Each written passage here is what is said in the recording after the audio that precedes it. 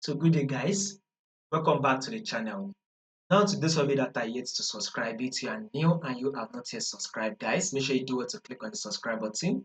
Make sure you like, share, make your comments and also follow the Telegram channel to stay updated. You will find the link to the Telegram channel in the comment section. So let's see what we are going to be expecting for the day on our Swiss franc JPY.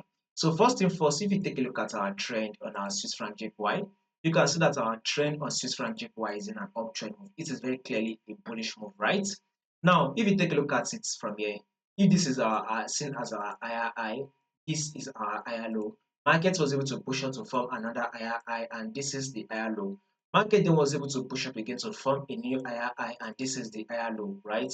Market then was able to push up again to form a new higher high, and this is the higher low right now, right? So we will be expecting market to push further up to it to form a new higher high, thereby taking out this high. So guys, more bullish move is what we'll be expecting. Now let's go down to our forward time frame. So with this drop the market has given us, right, we should expect a rejection from this zone. So from this zone, we should expect market to reject from this zone and push up. So that is to tell you that there will be a bullish move for us for the day. So guys, anticipate for a bullish move on your Swiss franc JPY. If there will be any changes to this movement that we just predicted, I'll make sure I let you guys know. So in order for you not to miss out on the updates, click on the subscribe button, like, share, and make your comments.